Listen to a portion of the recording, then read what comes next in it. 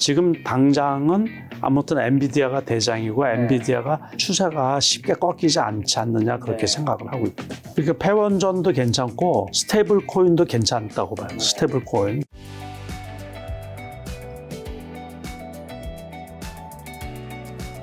자, 아까 이어서 좀 네이버 인기 종목도 한번 진단해보면 휴림 로봇. 요 슈림 로봇은 금요일날 시간의 상한가까지 가가지고 네. 오늘도 급등을 한 거죠. 요거는 이제 이슈가 원전 해체 있잖아요. 네. 원전 해체에 로봇이 투입되지 않느냐 이제 그 기대 심리가 좀 이것도 있었거든요. 어떻게 보면 원전과 또 관련이 있는 거네요. 네, 그렇죠. 그러니까 원전이 위험하니까 해체하는 것도 네. 그러다 보니까 로봇이 쓰임새가 있지 않느냐 그래가지고 대규모 거래가 되면서 급등을 했던 거죠.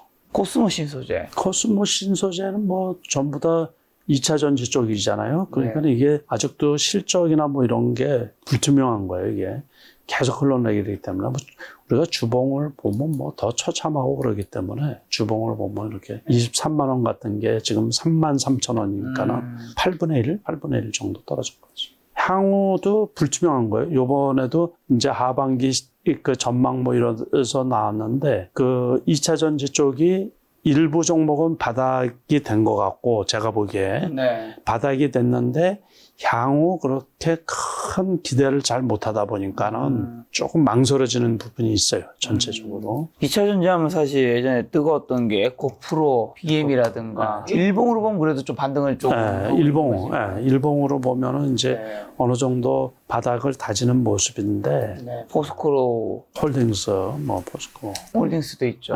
2차 전지 뭐 지금 이렇게 좀 약간씩 올라오고 있긴 한데 물려있는 분들은 이렇게 올라올 때 지금 뭐 익절은 아니지만 어쨌든 지금이라 송절을 해야 되는 걸까요? 아니면 그냥 좀 버텨야 되는 걸까요? 원체 손해가 커가지고 그러니까요. 체감이 못 느껴요. 못 이분들은. 느끼죠. 네, 그러니까는 너무 많이 떨어졌어요. 아마 안 팔을 거예요. 저도 그렇죠. 팔려고 하기도 말씀을 드렸어요. 지금 일봉으로 보면 이런 거지만 사실은 이게 월봉으로 보게 되면 여기서 또 떨어진 거죠. 여기에서 떨어져서 이게 여기까지 올라온다고 해도 팔겠어요. 지금 26만 1,000원인데 26만 원이라고 가정을 하고 그러면 35만 원이면 10만 원 올라가면 40% 정도 되잖아요. 그래도 거의 반토막인 거니까. 그래도 그 분들이 팔겠어요. 보통 보면 이 거래량이 이렇게 떨어질 때 있잖아요. 대부분은 여기에서 많이 샀을 거거든요. 네. 그렇기 때문에 제가 보기에 그래서 이분들이 제가 이제 일반 투자자분들을 이렇게 만나잖아요. 그러면 아마 주식하시는 분들 중에서 한 60%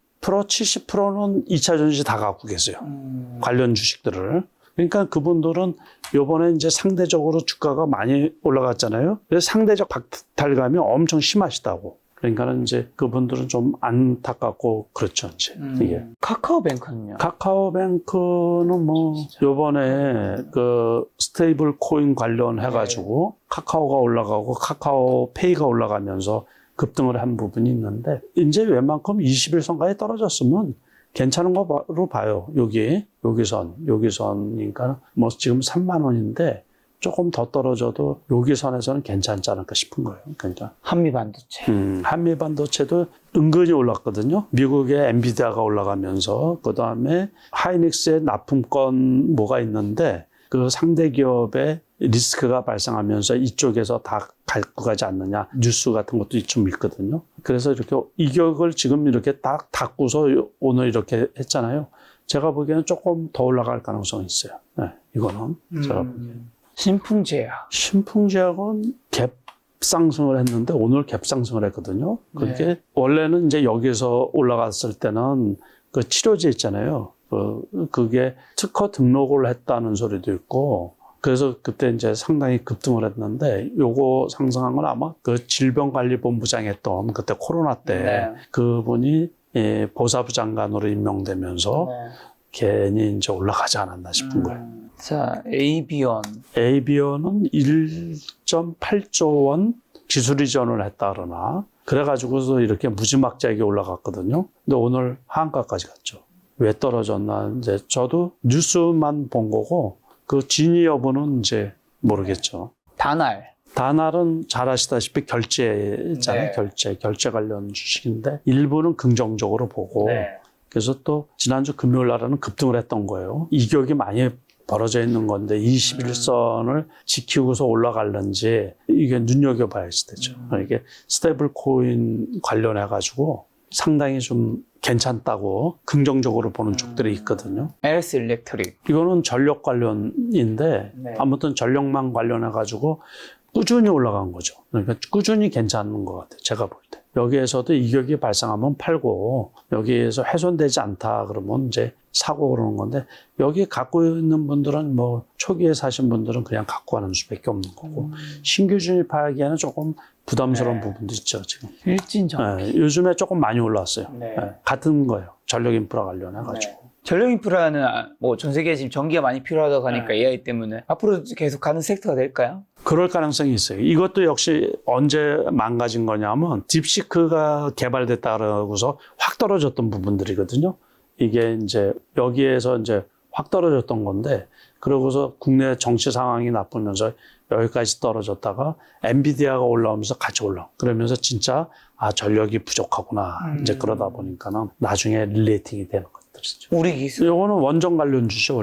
원전 관련주인데 많이 올라갔다가 여기서 쉬었잖아요. 그 저거하고 똑같은 거예요. 두산 에너빌리티하고 똑같이 그 원전 해체 관련해 가지고 급등을 했거든요, 오늘. 그렇게 보시면 돼서 요것도 이격이 많이 클 때는 추격 매수할 필요는 없고 여기에선 거래량이 대반 수반이 되는데 옛날만큼 거래량이 안 터지면서도 올라간 거는 보유하고 있는 분이 많다는 얘기거든요. 그러니까 추격 매수할 때는 항상 높을 때는 하지 말고 최소한 이제 이렇게 지지고 있다든가 그럴 때 있잖아요. 그러면 손해가 조금 걱정이 안 되죠. 꼭 항상 매수할 때, 신규 매수할 때는 조금이라도 떨어져 있을 때 매수하고 일단 올라가서 매수하기는 되게 불편한 거예요. 자, 그리고 미국의 이제 엔비디아가 지금 다시 전고점 돌파했잖아요. 네. 미국의 빅테크가 다시 올라가는 걸까요? 거기도 이제 선별적으로 지금 네. 이루어지고 있어요. 그러니까 엔비디아가 어차피 대장인데 엔비디아는 공매도도 지금 물량을 소화를 하면서 견조하게 지금 올라가고 있고 나머지 주식들은 그 마이크론 테크놀로지 같은 경우도 상당히 많이 반등을 했거든요. 그것도 뭐 원래 고점은 아직 못 들었는데 그 경우는 그 빅테크 중에서도 조금 이렇게 이제 주저앉는 모습이고 그다음에 지금 빅테크 관련해서 말씀을 드렸지만은 이제 테슬라 같은 경우는 정고점이 480불인데 지금 320불대에 있거든요. 그 경우는 차량 인도분이 조금 그래서 거기도 그 종목에 따라서 조금 등락이 좀 틀려요.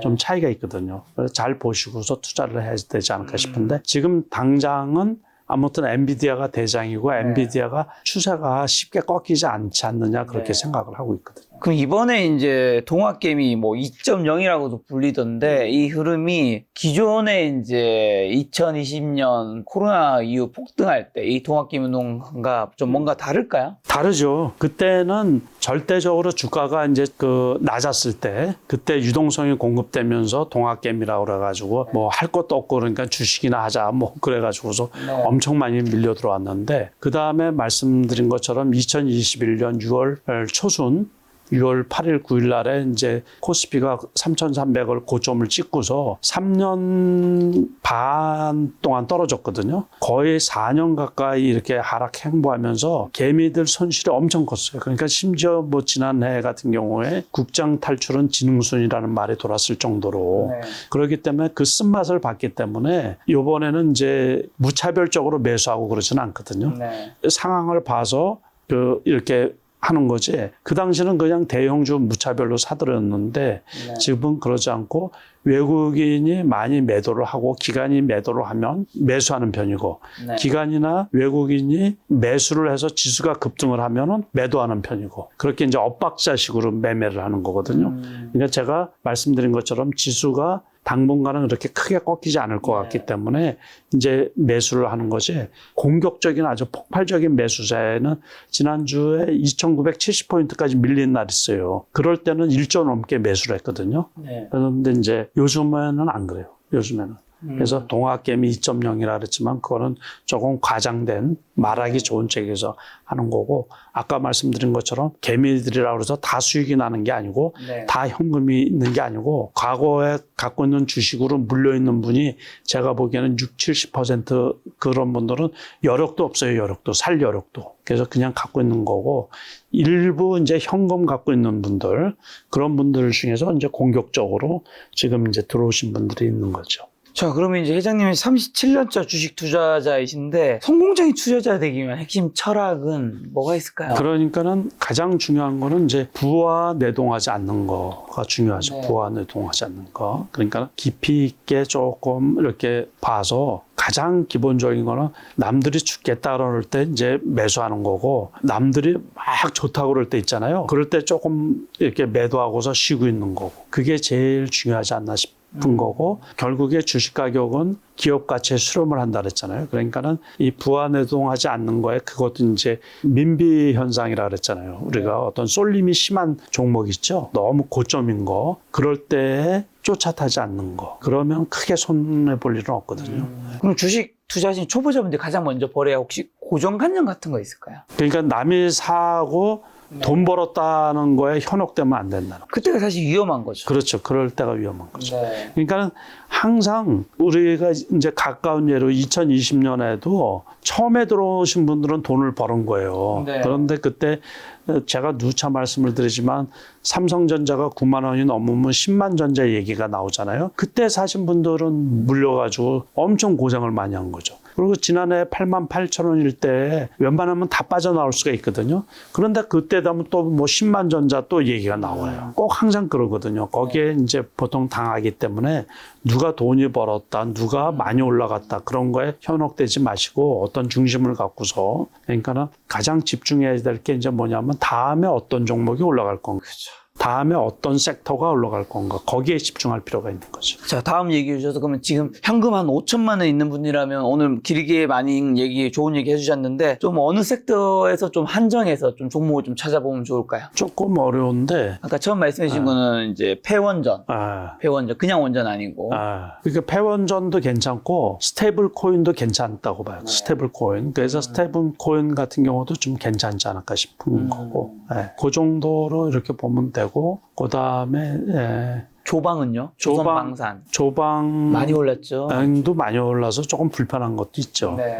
스테이블 코인도 또 다 보면 안 되고 많이 올랐다가 많이 떨어지는 것들이 있거든요. 네. 그래서 항상 원래 가격에 근접해 있을 때 매수하는 게 제일 첩경이 아닌가 이렇게 생각이 들거든요. 원래 가격에 이제 근접했을 근접했을 때. 그러면 이제 주가가 어쨌든 뭐 고점 대비든 어떻게든 급락했을 때 매수 기회로 활용하는 기준은 뭘까요? 그러니까 원래 가격에 근접했다가는 더 밑으로 빠진 종목도 있을 거고. 근데 다시 가는 그러니까 다시 말해서 이제 그거는 빠져서 매수하는 기준이 네. 원래의 기업 가치가 훼손되지 않아야 되는 거죠. 그러니까 그 가짜 뉴스가 아니어야 된다는 얘기죠. 네. 그 진짜긴 진짜인데 이제 너무 많이 올라서 이제 급락하는 경우도 있잖아요. 그런 경우는 괜찮다는 얘기죠.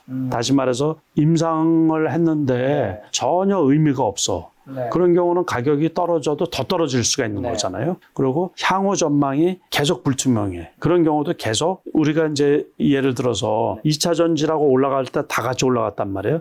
근데 떨어졌는데 향후 더 실적이 나빠.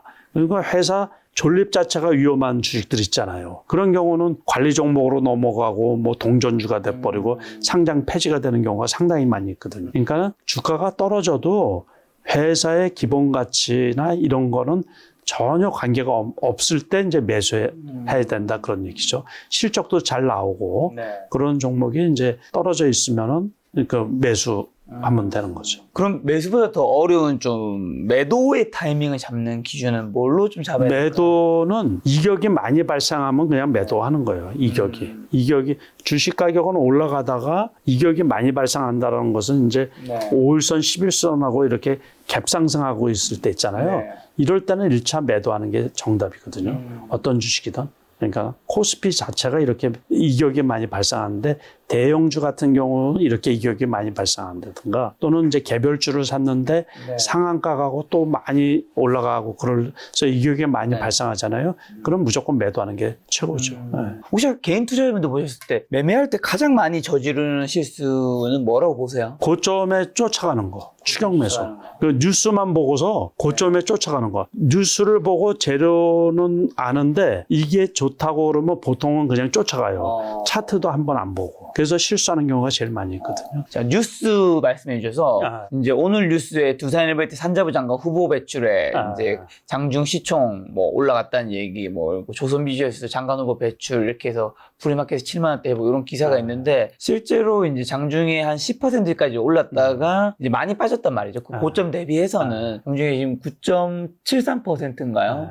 올랐는데 지금 이렇게 빠진 거면 어떻게 보면 호재에도 힘을 좀 발휘하지 엄청 큰 힘을 발휘하지 못했다고 보기 때문에 위험 신호로 좀 받아들여야 될까요? 이거는 이제 기존에 많이 올라왔잖아요. 많이 올랐죠. 그러고서 이제 그 원전 폐기는 지금 시작하는 거죠, 지금. 네. 그러니까 그거가 있어가지고 많이 떨어질 일이 없는 거죠. 그러니까 다시 말해서 우리가 소문에 사고 뉴스에 팔으라는 얘기가 있거든요. 오징어 게임 있잖아요, 오징어 네. 게임. 오징어 게임 그 3가 나오면서 이정재 관련 주식 네. 그 중에 그게 아마 2개가 있는데 아티스트라고 이 경우는 이제 어쨌든 여기까지 왔는데 일말에 기대를 했단 말이에요. 그런데 보니까는 진짜로 이제 3편 끝나고 나서 이제 시리즈가 다 끝난 거예요. 네. 후속작이 나올지 모르지만은. 그러니까 2편에서 별로 그렇게 크게 두각을 못 나타냈잖아요. 맞아요. 그랬는데 역시 3편도 이제 앞으로 당분간은 이슈가 없잖아요. 그러니까는 이슈가 없으니까는 이제 떨어져 버리는 거죠. 그럼 뭐 여기까지 와도 더 떨어질 수도 있는 거고 여기까지 와도 더 떨어질 수 있는 거죠. 그렇게 보시면 돼요. 그러니까는 제일 중요한 거는 뉴스가 아무리 좋더라도 차트 같은 거 이렇게 보고서 추격 매수가 상당히 위험하다 이렇게 보면. 그리고 원전도 그냥 원전은 이미 많이 올랐기 때문에 굉장히 조심해야 되고 위험할 수 있는데 이제 폐원전 영역을 좀 봐야 된다 해주셨습니다. 자, 그럼 마지막으로 하반기 주식 투자 포인트랑 이제 눈여겨봐야 될 변수랑 개인 투자자분들 좀 어떤 전략으로 시장에 대응해야 될까? 이제 7월이 이제 시작되는데 하반기는 지금보다 증시는 연말에 올라와 있을까요? 조금 올라와 있을 것 같아요. 지금 이제 가장 커다란 거는 정치적 불확실성으로 인해 가지고 주가가 억눌려져 있는 부분도 많이 있거든요. 그거하고 관세 전장하고 2개가 가장 큰 우리 경제의 리스크였는데 그러다 보니까 내수 침체 거기에다가 또 이제 가계 부채가 엄청 많이 높잖아요. 그런 것들이 다 저기가 되는데 일단은 정치적 불확실성은 해소가 된 거고 두 번째 관세 전장은 이제 조금 내성이 생긴 거고 아주 내수 진작이나 뭐 이런 것들은 아직 뭐 이제 새로운 정부에서 많이 추진을 하는데 아직 가시적인 효과는 없지만은 그래도 그 기대 심리가 살아있는 거고 이게 하반기는 관세 전쟁의 영향에 타격을 받을 수 있나 또 이제 회복이 되나 경기가 조금 회복이 되나 그거가 이제 관전 포인트고 미국 입장에서는 금리 인하가 이루어질 거라서 그 이제 기대 심리 그런 거를 이제 관전 포인트로 삼아서 이렇게 보면 되는 거고 그래서 지수는 지금보다는 조금 더 올라가 있지 않을까. 그러니까 재반 악재는 다 반영이 돼 있는 상태고 그래서 이제 그 기업 실적이 지금 지수하고 같이 발을 맞춰주면은 조금 더 올라갈 가능성이 있지 않나 그렇게 생각이 들거든요. 여러분들 날씨가 많이 무더운데 더운 여름 조심하시고 휴가도 조심히 잘 즐겁게 떠나시기 바랍니다. 다음 달에 또 회장님과 좋은 시간 마련해 보도록 하겠습니다. 오늘 만난 손님은 남석희 회장님이었습니다. 지금까지 소중한 시간 함께해 주셔서 정말 감사합니다. 오늘도 김 작가였습니다. 고생 많으셨습니다. 예, 감사합니다.